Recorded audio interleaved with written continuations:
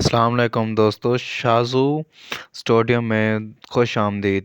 پچھلی قسط میں اماں حیمہ خاتون کے بیٹے گندگتو صاحب کے قبیلے سے آئی ہوئی الچم خاتون نے آتے ہی تاج الدین نویان کے بارے میں خبر دی تھی۔ یہ اب تک کا آنے والا سب سے خطرناک، ظالم ترین اور طاقتور سپہ سالار ہے۔ اس نے اپنے راستے میں آنے والے تمام قبیلے تباہ کر دیے۔ اس نے آتے ہی ینی شہر کے تمام راستے بند کر دیے۔ دوسری طرف مالون خاتون کو رات کو خواب آتا ہے، جس کی وجہ سے وہ بہت پریشان ہوتی ہے۔ وہ دیکھتی ہے کہ وہ مر چکی ہے۔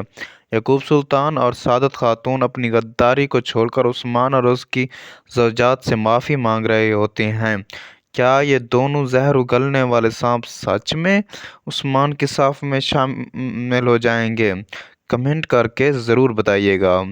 پچھلی قسط میں سلیبیوں کو دھوکہ دے کر ان کے ساتھ کھیل کھیل کر اورحان سردار سلیبی سپاہی مار دیتا ہے، جس سے انہوں نے گورکلو خان کو بھی قتل کر دیا تھا اور باقی سپاہی بھی قتل کر دیے تھے اور شہزادی کو ینی شہر لے آئے تھے۔ اسی واقعے پر عثمان کے ساتھ کھڑے یعقوب پر تیر اندازی ہوئی تھی اور یعقوب زخمی حالت میں پایا گیا تھا۔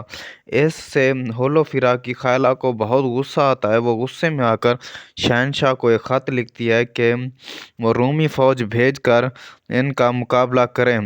اس پر شہنشاہ بہت ہی ظالم اور طاقتور آدمی اور بہت بڑے جلاد عثمانیوں کے خاتمے کے لیے روانہ کر دیتا ہے۔ یہ خبر سن کر ہولوفیرا کو اپنا پیار یاد آ جاتا ہے اور وہ اپنے پیار کی گرفت میں آ کر اورحان کی فکر کرنے لگتی ہے۔ کہتی ہے کہ اورحان، تم نے بہت بڑی جنگ شروع کر دی۔ اورحان عثمان کے کہنے پر الچم خاتون کے ساتھ تاج الدین نویان کے ٹھکانے پر جاتا ہے، جس سے وہ الچم خاتون کے بابا اور دوسرے اس قبیلے کے لوگوں کو چھڑانے کے لیے جاتا ہے، جس کے بدلے میں وہ تاوان ادا کرتے ہیں۔ لیکن وہاں پہنچنے پر انہیں پتہ چلتا ہے کہ وہاں پر کچھ بھی نہیں تھا، وہاں پر صرف اور صرف ان کی لاش تھی۔